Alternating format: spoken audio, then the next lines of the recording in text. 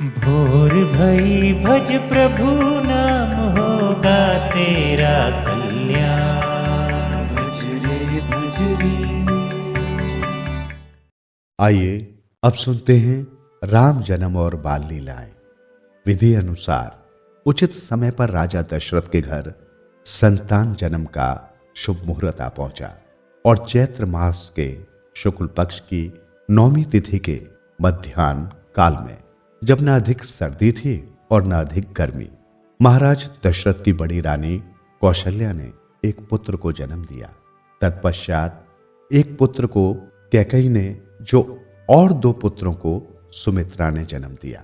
4 राजकुमारों के जन्म की सूचना पाकर महाराज दशरथ आत्मविभोर हो उठे।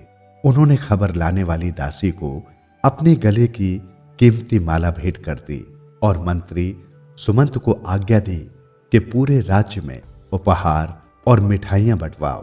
राजकुमार के जन्म की खबर पाकर सारे राज्य में खुशियां छा गई। महाराज के आदेश पर महल और दरबार में बाजे बजने लगे।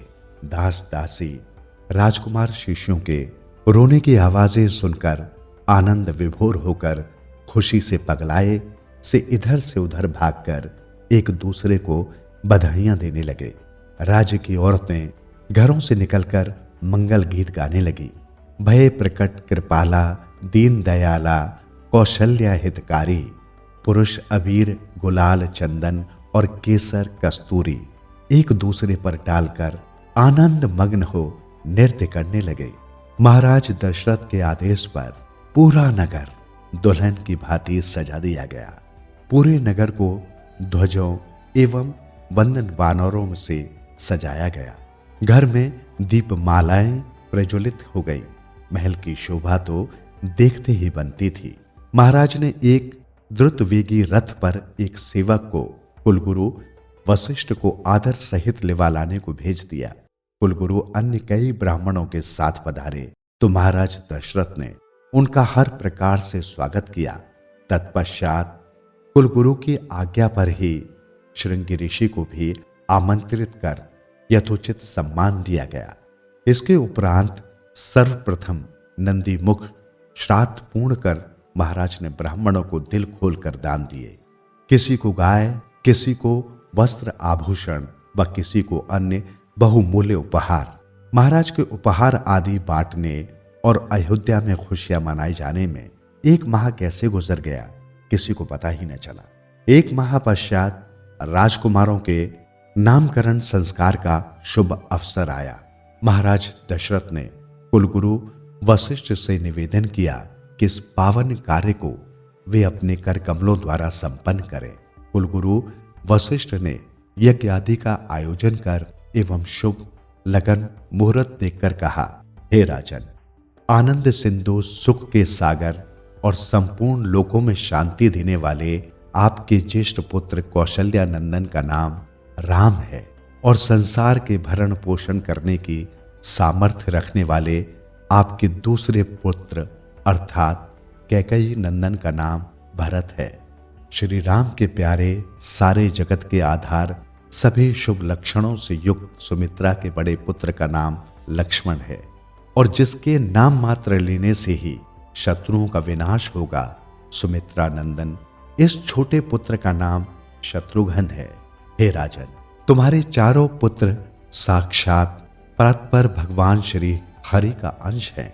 ये भक्तों के सर्वस्व और शिव के प्राण हैं।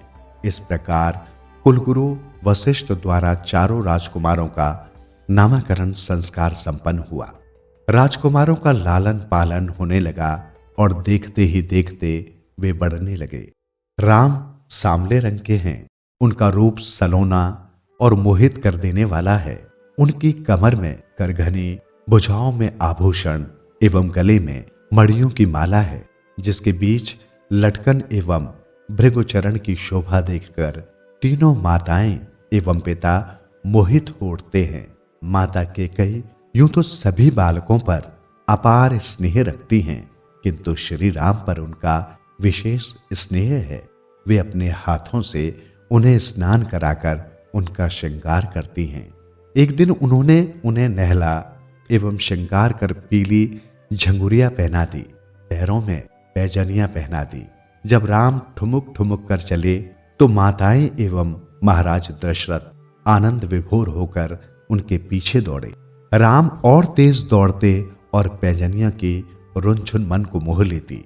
फिर सब माताएं थक कर रुक जाती और उन्हें बुलाती तो वे दौड़कर पिता की गोद में चढ़ जाते।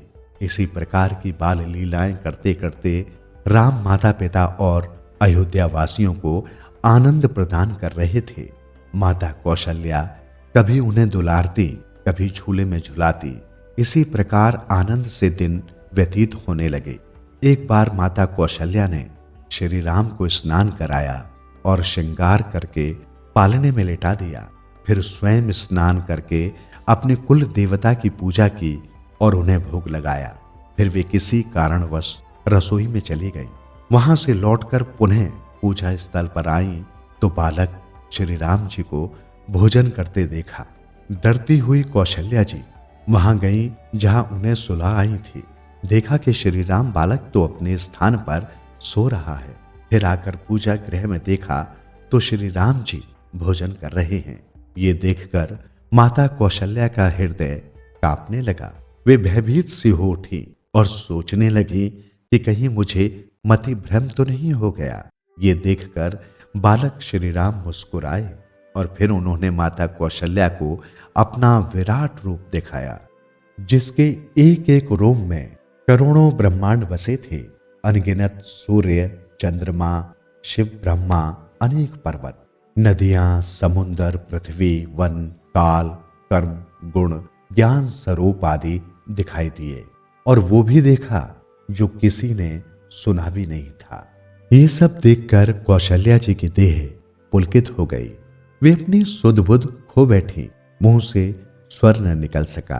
फिर नेत्र मूंद कर उन्होंने श्री राम जी के चरणों में सिर नवाया। कौशल्या माता की ऐसी हालत देख श्री राम जी फिर से अपने बाल रूप में परिवर्तित हो गए।